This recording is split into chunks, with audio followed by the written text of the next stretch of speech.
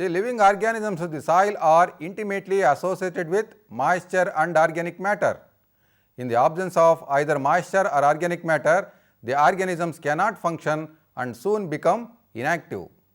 If any change of conditions in nature, these organisms were prevented from carrying out their work for a considerable length of time and their activities might cease on the earth. Soil organisms are helpful to all forms of life, including man. However, some organisms in the soil carry on harmful activities.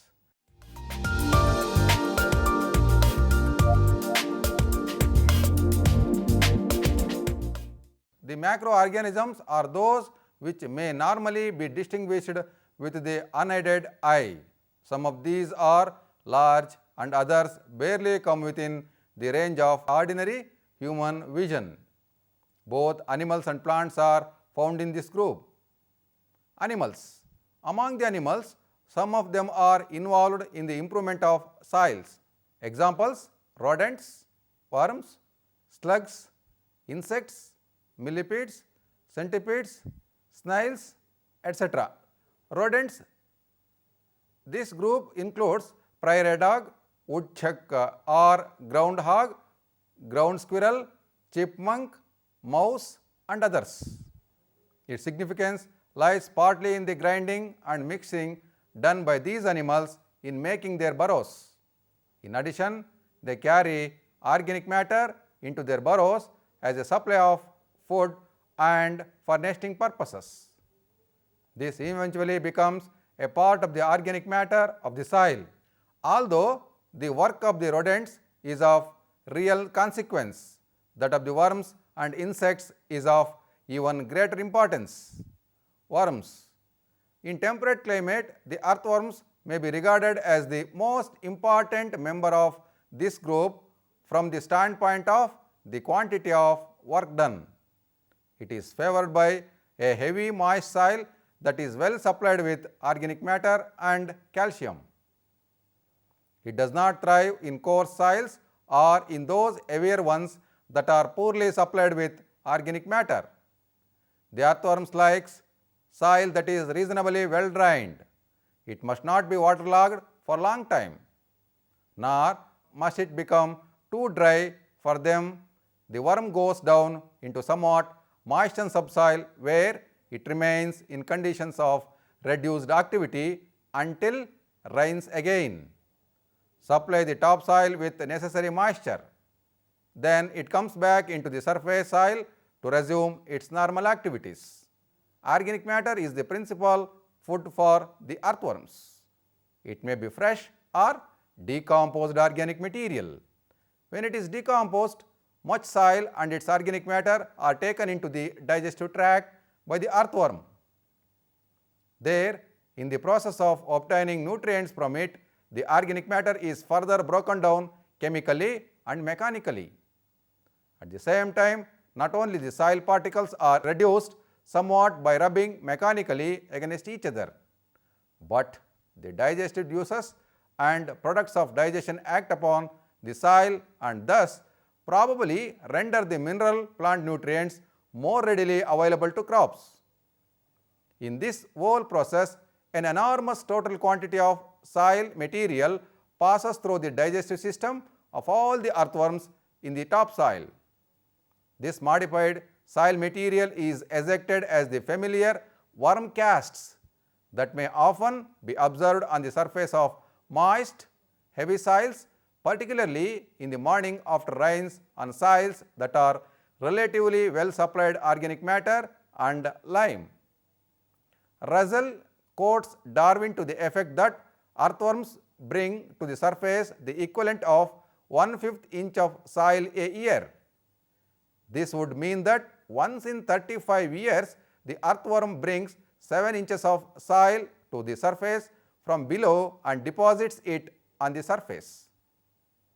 This soil material covers organic residues on the surface and thus aids other organisms in completing breakdown of such material. Moreover, the earthworm drags and leaves small pieces of residues into its burrows. Much organic matter is carried into the subsurface soil in this way. And this action may explain the relatively deep penetration of organic matter in heavy, moist soils as compared with that in sandy, acid soils in which few earthworms are found. Earthworms are far more numerous in productive, medium heavy soils that are well supplied with calcium and organic matter than in poor acid soils, particularly if these are low in organic constituents. They are likewise far more numerous in well manured soils than in those which receive little manure. The growing of legumes as compared with grass alone favors a denser population of earthworms. Slugs. Slugs and the larvae, that is worm stage of certain insects, perform in a limited way some of the same functions as earthworms, although they do not bring about the same turnover of soil. They do, however, act upon organic matter and make burrow that facilitate percolation and aeration of soil. Insects. Ants accomplish the turnover of the soil in the building up of ant hills. Similar to earthworms, ants also mix the subsurface with the surface soil material and they mix organic matter with all of it. Plants. Plants, especially their roots, play a greater role similar to the larger animals.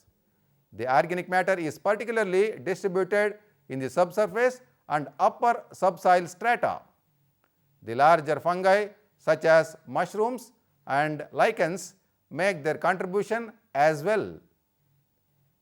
This is particularly true of trees and of deep-rooted crops such as sweet clover, alfalfa and others.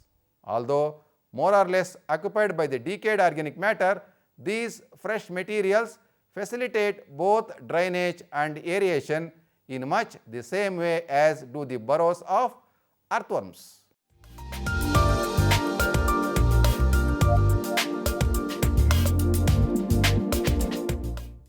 The soil is literally alive with microorganisms. The animal forms are believed, at least at times, to run into billions in the top 7 inches of soil over an acre.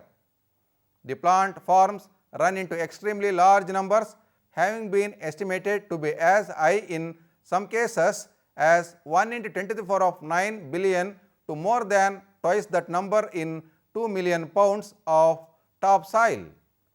To be present in such stupendous numbers, animal and plant organisms in the soil are necessarily of infinitely minute size. Classification of soil microbes. The A soil horizon contains more organic debris and is more favorable for the growth of microorganisms than the B soil horizon. Although other factors influence the activity and population of microbes besides nutrients and energy supplies, the greatest number of microbes offers in the A soil horizon are surface soil. Soil microfauna, that is animal, comprises of the following: nematodes. They are also called threadworms. They are mainly microscopic in size and are the most abundant animals, that is maximum number is 50 per gram. Nematodes live mainly in the water film that surrounds soil particles on or in plant roots. They form cysts when conditions become unfavorable and are active when conditions become favorable. These organisms are round and spindle shaped and their caudal end is pointed. Nematodes occur in large numbers in soils that contain abundant supply of organic material.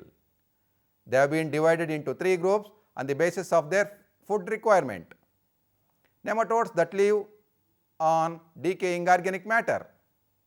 Predatory nematodes feed on other nematodes, plant parasites, protozoa and bacteria. Parasitic nematodes that attack the roots of crops. These have a needle-like anterior end that is stylet with which they pierce the roots of the host, which develops galls or deformed roots. protozoa. They are much larger than bacteria, although both are unicellular soil microorganisms. Phylum Protozoa have been divided into 5 classes on the basis of their means of locomotion as shown below. Mastigophera, which moves by means of long whip-like appendages called flagella. Example, Cerconoda. Sarcodina, they are also called rhizopods.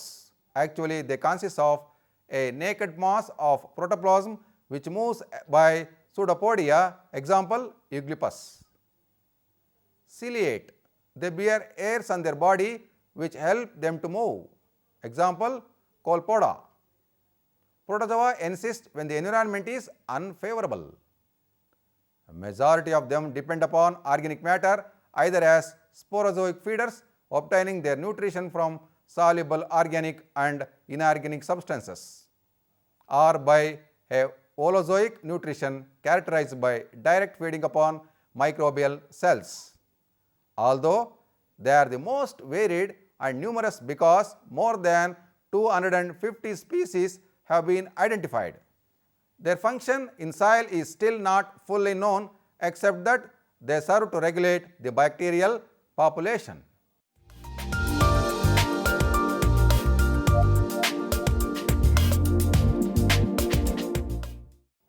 Rotifera, they occur in moist soils. Their anterior side is modified into a refractile disc that bears circles of hairs called cilia, which in motion gives the appearance of a moving wheel.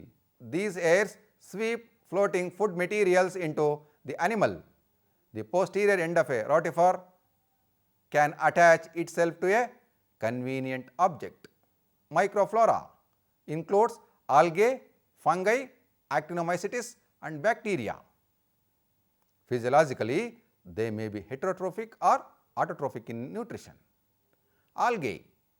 Morphologically, algae may be unicellular or may occur in short filaments. They may be divided into following 4 classes. Chlorophyceae. They contain chlorophyll in chromatophores and hence they are called green algae. Example, chlorella.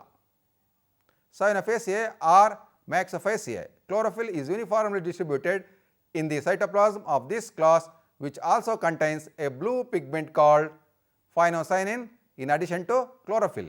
Hence they are called blue-green algae. Example, nostoc. Xanthophyceae. They contain a yellow-green pigment called xanthophyll and they are called yellow-green algae. Example, Botridium. Bacillariaceae or Diatomaceae. They are unicellular or colonial algae which are surrounded by a highly silicified layer. They are golden brown in color, hence they are called golden brown algae or diatoms. Example, Navicula. Fungi. The vegetative body of fungi consists of elongate thread-like structures which are individually called hyphae. The entire vegetative body or groups of hyphae are called mycelium. The hyphae of fungi are much broader than those of actinomycetes, about 0.5 to 1.2 micron in diameter. Soil fungi belong to any of the 3 following classes. Class Fungi Imperfecti. They possess non-septate mycelium which bears sexual spores called conidia on specialized structures called conidiophores. Class Phycomycetes. They possess non-septate and filamentous hyphae and bear asexual spores called sporangiospores in sporangia. Class Ascomycetes. They possess hyphae and form sexual spores called ascospores in a sac-like structure called an ascus. Fungi belonging to the classes Phycomycetes and Ascomycetes produce both asexual and sexual spores. Fungi usually occur in the soil at the rate of 8,000 to 1 lakh per gram of dry soil. Fungi can decompose most complex organic molecules like starch, pectin, cellulose and even lignins which contain attack by bacteria. Actinomycetes. Actinomycetes are intermediate between fungi and bacteria. They are unicellular microorganisms that consist of slender branched mycelia which are narrower than the fungi mycelium, that is 0.5 to 1.2 micron in contrast to 5 micron in case of fungi. If they break up into spores, they resemble bacteria, hence they are called thread bacteria.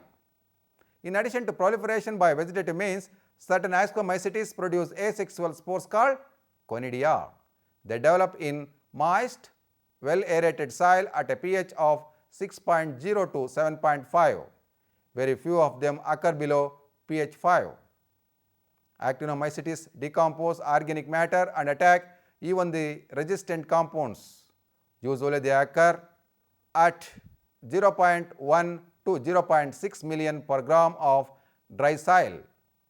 They are especially numerous in humus-rich soils where they may be as much as 0.25 tons per hectare. Bacteria. They are unicellular microorganisms.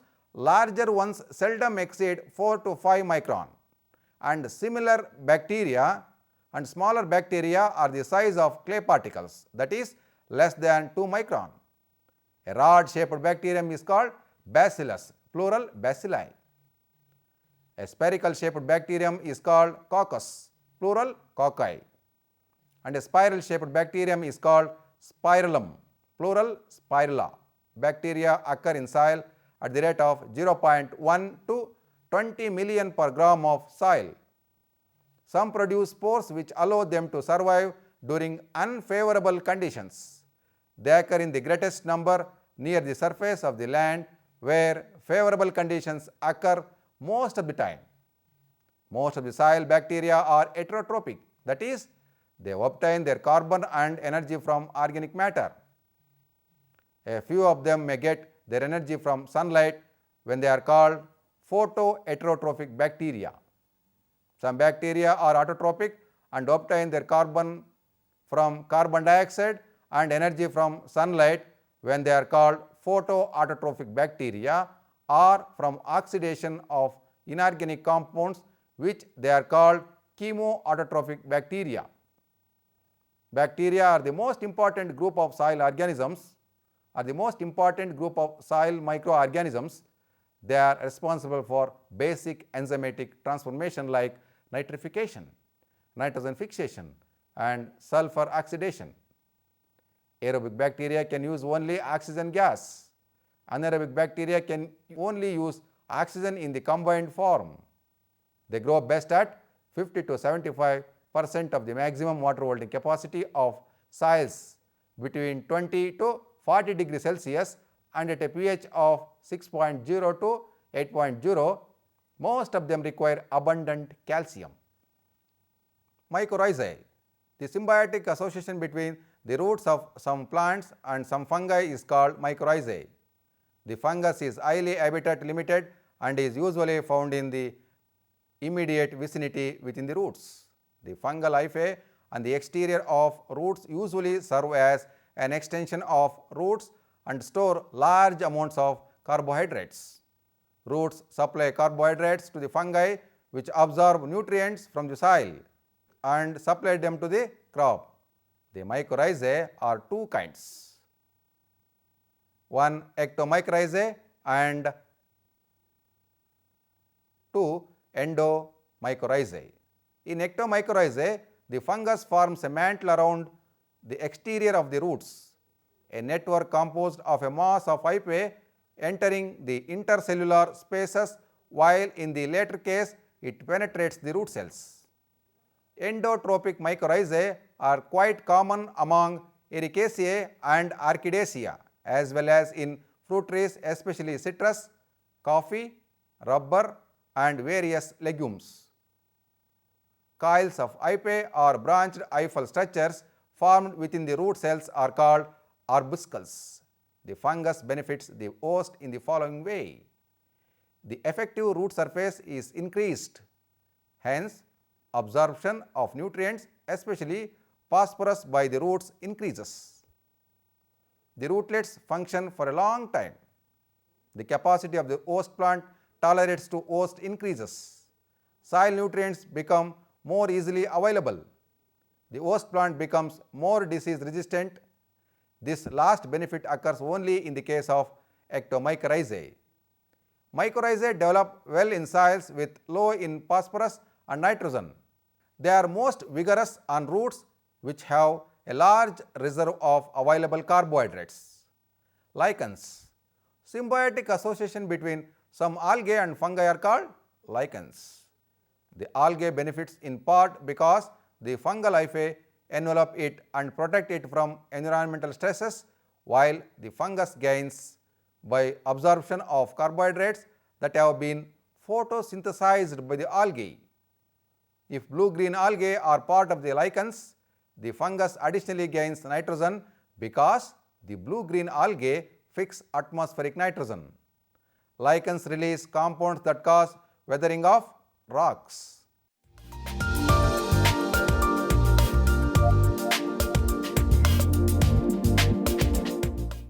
Soil fauna and flora helps in breaking down of plant and animal residues and thus prevent unwanted accumulation of fresh organic material. Secondary complex organic forms of nutrients are converted to the simple inorganic forms. The stability of soil aggregates are increased both by the slimy intermediate products of decay and by the humus. When sulfur is added to alkaline soils, it gets oxidized by the activity of sulfur oxidizing bacteria to sulfuric acid that neutralizes the alkalinity. Soil alkalinity is quickly neutralized if sulfur is added along with bulky organic manures like farmyard manure, compost, vermicompost, etc. Proteins are decomposed to ammonium compounds by the soil microorganisms, which further oxidize the ammonium compounds to nitrites and nitrates. In well-drained soils, divalent ferrous ions are oxidized to trivalent ferric ions and divalent manganese ions to trivalent and tetravalent manganic ions. These higher valent forms are insoluble. Hence, the greater part of iron and manganese are kept in the insoluble non-toxic form by the soil microorganisms. Molecular nitrogen is assimilated by the symbiotic and non-symbiotic bacteria and also by certain blue-green algae. Insoluble phosphorus compounds are dissolved in soil by organic acids produced by certain genera of soil microorganisms to release the phosphorus content in them in the soluble form for crop growth. Hence, seeds of crops are inoculated with cultures in preparation of specific microorganisms to increase the amount of water-soluble nitrogen and phosphorus in the soil for crop growth and productivity, conditions suitable for the soil organisms. Similar to crop plants, soil organisms require heat, moisture, nutrients and oxygen. Crop plants require light with sunshine as their source of energy.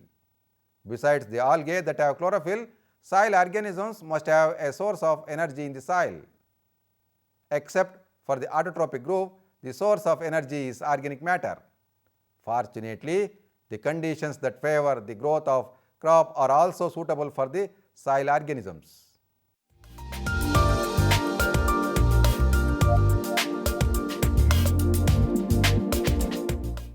Some soil fauna such as snails and slugs considered as pests and cause damage and destroy crops. Ants transfer aphids to certain crops.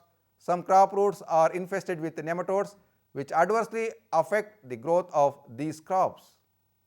The parasitic nematodes are distinctly harmful to many field and greenhouse crops, including tobacco, tomato, potato, cucumber, oat, sugar beet, red clover and alfalfa.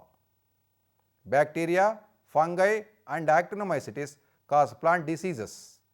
However, fungi are responsible for most of the common plant diseases. For example, species of Pythium, Fusarium, Rhizoctonia are responsible for damping off of seedlings. Injurious organisms live in the soil for variable periods. Some disappear within a few years if their host plants are not grown, but some can survive on their hosts. Once soil is infested, it is likely to remain for a long time. Organisms may be carried from infested fields to other fields through implements, plants, or debris of any kind. Soil microorganisms may compete with crops for available nutrients, especially when their supply is limited.